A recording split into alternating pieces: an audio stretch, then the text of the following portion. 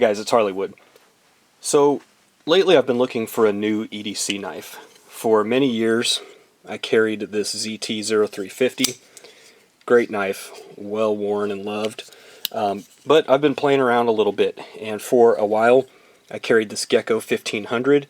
I kind of wished this had had a flipper, and so that's why I went away from this. If this thing had had a flipper, it probably would still be in my pocket.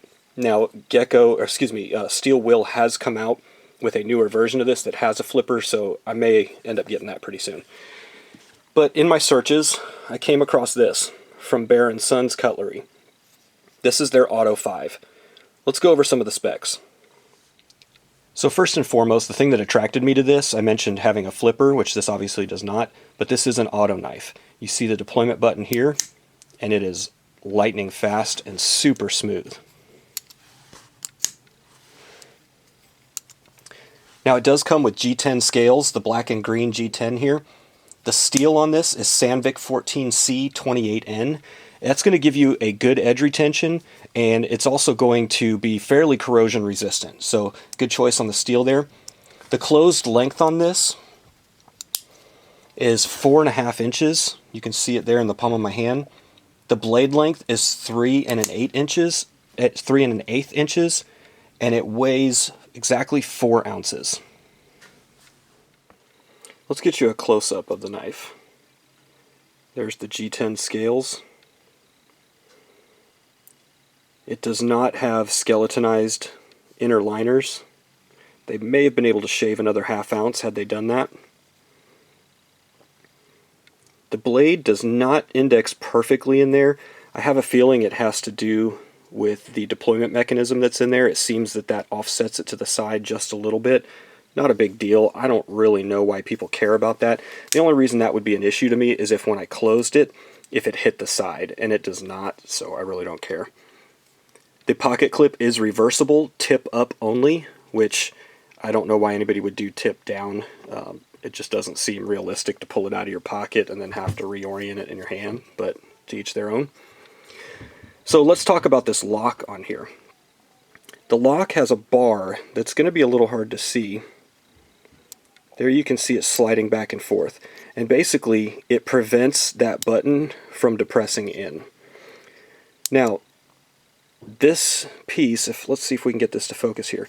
If I press hard enough, and I really have to press hard, I am able to defeat that locking mechanism if I really press hard, because basically you can see what it did there. It pushed that locking bar out. Now, like I said, you really would have to push hard to do that.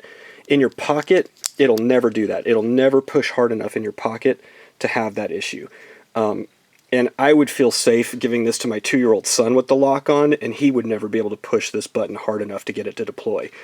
But it is something that maybe in future versions they can reconsider just to make it completely rock solid. Let's see what the width is on this blade. 0.11. Well, let's get this right on the tip. Yep, 0.119, so basically 0.12. Now, the thinness of this blade I have really enjoyed. As compared to something that's a little bit thicker, like my 0350 here. Let me close these. It's hard to do from behind the camera, and I don't want to slice my finger open. These blades, this blade came extremely sharp, and the point on this, let's be honest, most of us are probably going to use our EDC knives for opening boxes, packages from Amazon, and stuff like that. This has a modified drop point. It's very reminiscent of a Tanto, like an American Tanto style blade profile. And this point right here is super sharp, great for opening packages, slicing tape, cutting cardboard, and I really like the little belly hook right here. This thing makes it really nice to grab stuff and be able to cut and have that little bit of a lip there to really get a good bite. But again, the super thin blade profile makes it great for slicing. I put this thing through the ringer with some cardboard, and it performed amazingly well. It probably better than my 0350, just because the blade geometry here, as well as the thinness, really helped to do that.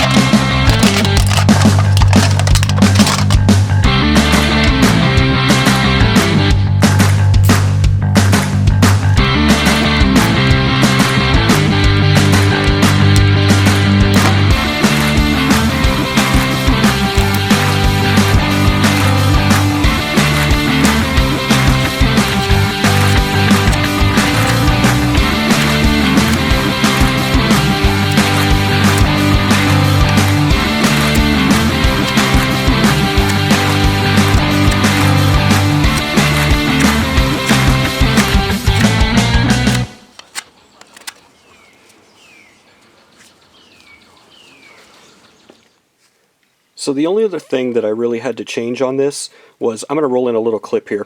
This clip, the pocket clip, did not have sufficient force against the G10. It had a little bit of a space between the clip and the G10 scales. So I took it off. I just put some light pressure with pliers, squeezed it, put a little more pressure on that, screwed it all back together, and I've been good to go. Other than that, this knife has been fantastic. Like I said, it is a great EDC knife. The MSRP on this is $149. Depending on where you shop, you might find it a little bit cheaper. I'll post a link in the description below to the manufacturer's website, but highly impressed. Again, I'm probably going to try out the new one from Steel Will also that does have a flipper. The other nice thing about a non-assisted opening knife, that's not mechanically assisted like this one is when you open this and you go to shut it, you are coiling that deployment mechanism back up. And it makes it just a little bit tricky and a little bit nerve-wracking to try to put it all back together one-handed. With a lot of practice, you can do it. Also, I failed to mention, the blade does lock up super tight. There's no wiggle in that whatsoever, and you do have to depress the button to unlock it and put it back. So that's probably what makes it even a little bit more challenging, but with some practice, you should be able to get it with no problem. That's it, guys. This is the Auto 5 from Bear & Sons Cutlery. I'll post a link in the description below. Thank you for watching. If you like this video, please hit that subscribe button. Lots more videos to come, and we'll see you on the next one.